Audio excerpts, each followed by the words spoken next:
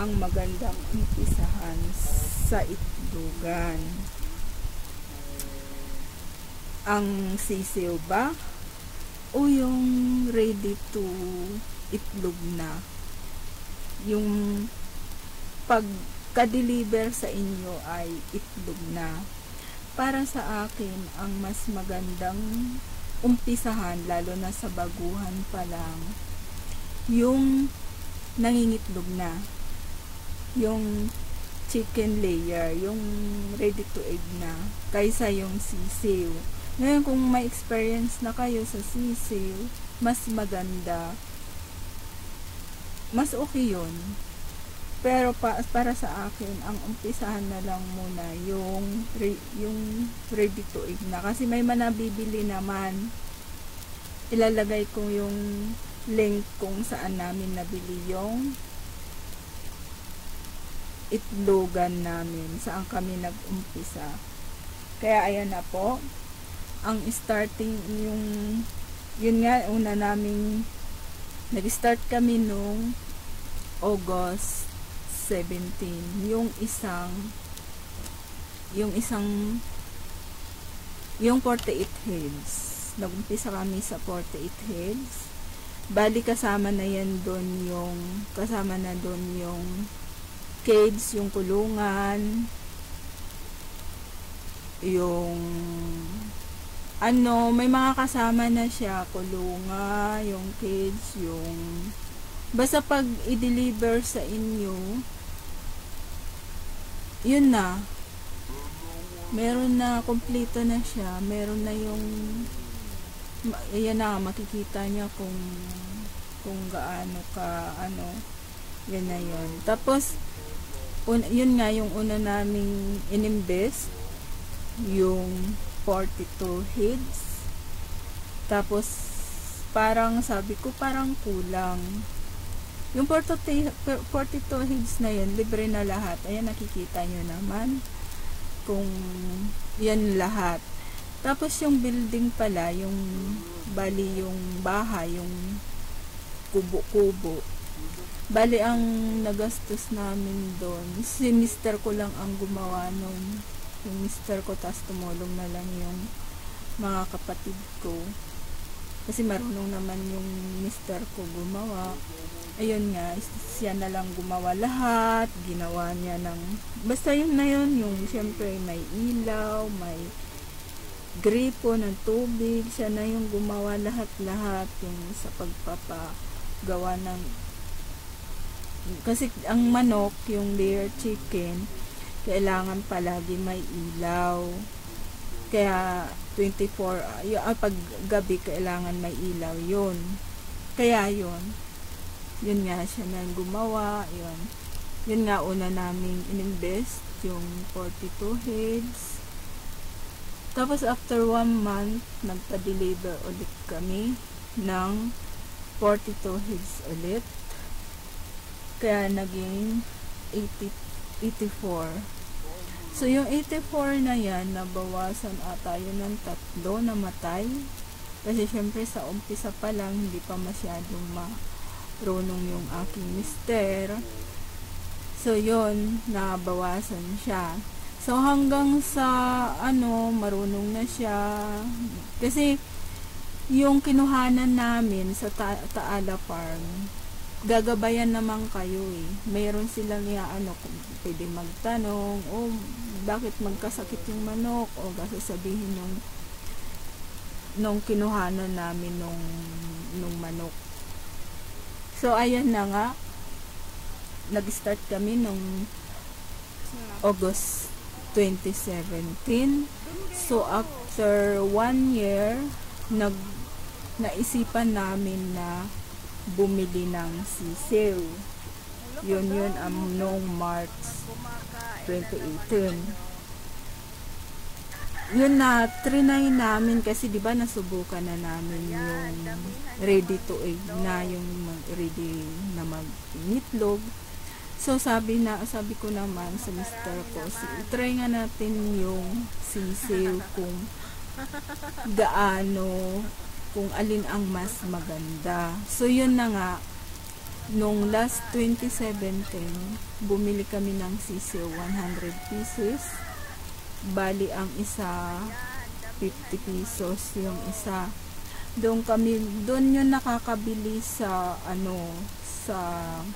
sa mga nagtitinda ng mga pagkain ng mga manok, baboy, yung shop na para lang sa yung mga pagkain ng manok, mga pigs, mga ganon.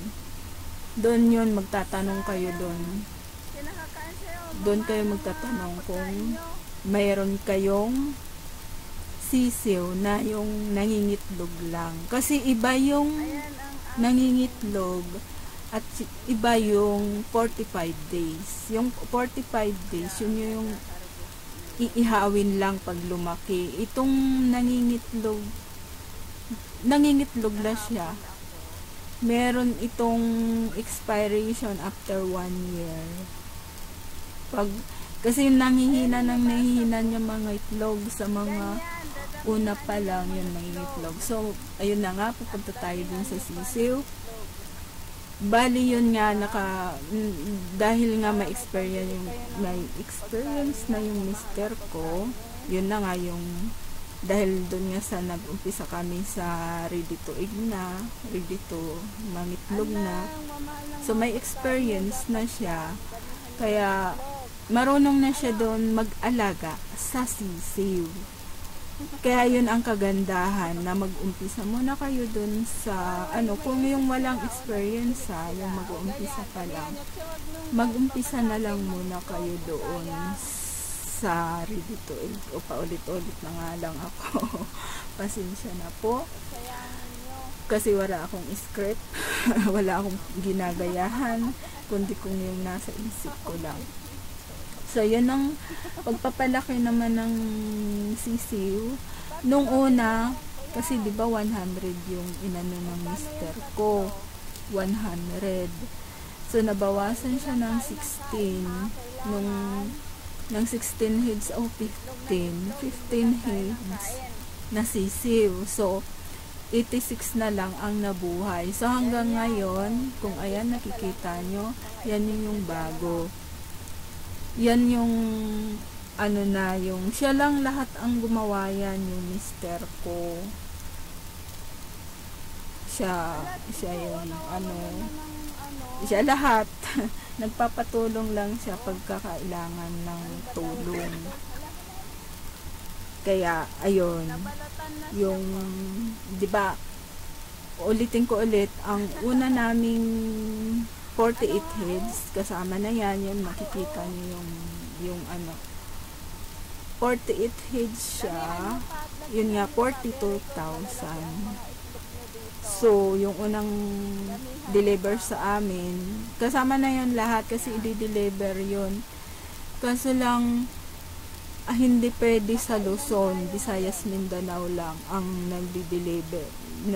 Pwede mag-deliver yung ready to egg na, yung ready na Bismin lang ang pwedeng deliveran ng Taala Farm, yung kinuhanan namin kasi sa Bacolod yun nang galing kaya yun lang ang sa Luzon daw hindi sila pwede mag-deliver. Pero kung gusto nyo magtanong kayo sa kanila kung pwede na, kasi dati nung kami kumuha hindi daw pwede, siguro sa layo, siguro pag sa Luzon na, kasi Bacolod sila Bacolod manggagaling.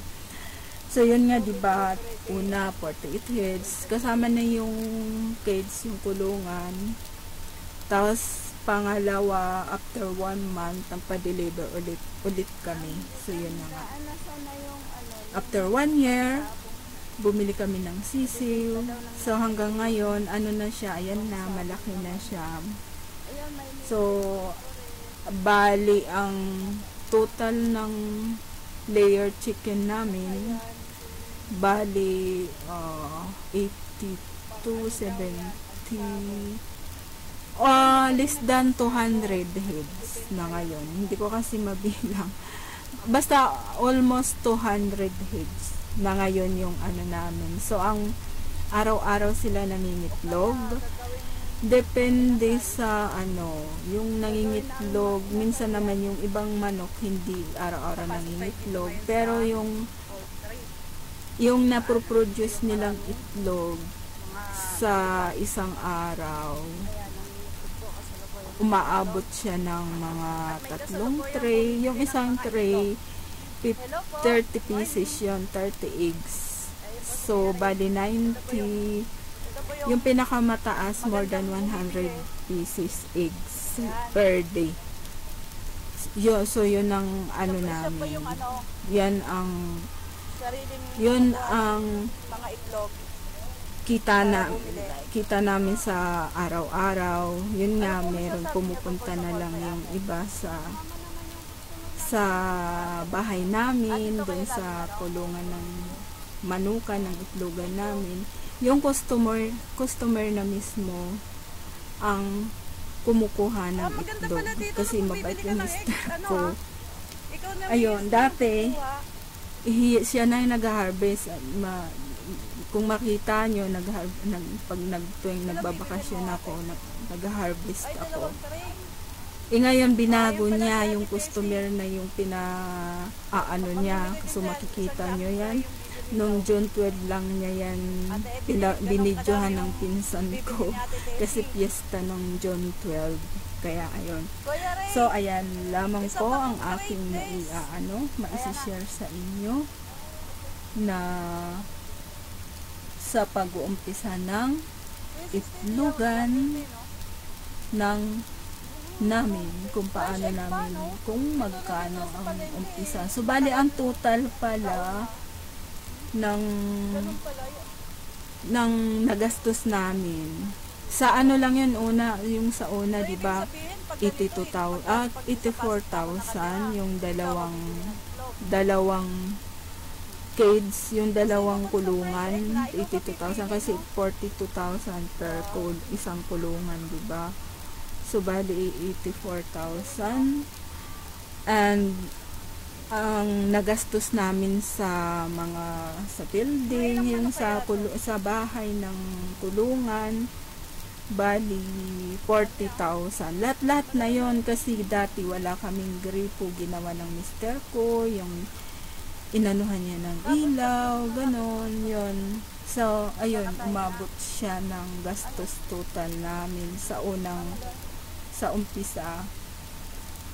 Yun nga, 80 plus 40, 124,000 lahat ang starting namin. So, yung sisiw, habang lumalaki, doon namin kinukuha yung gastos yung kita doon sa itlogan na. So, yun ang doon na So, ayan lamang po. Kung nagustuhan yung video na to, mag-like o mag-like, mag-share, at importante at mahalaga, i-subscribe nyo po itong channel ko. Maraming salamat po. At mag-comment lang sa baba kung may katanungan kayo. See you sa next video ko. Sana magustuhan niyo po ang aking salita. Bye-bye!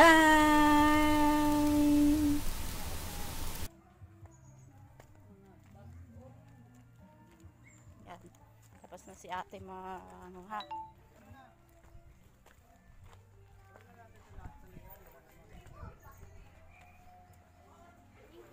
Next time po, pag bibili kayo, may libre ng isang manok. Kagagaling lang ni Kuya Ray magbenta ng tubig. Ayan, may bumili na ng mga eggs. At magpapadeliver pa.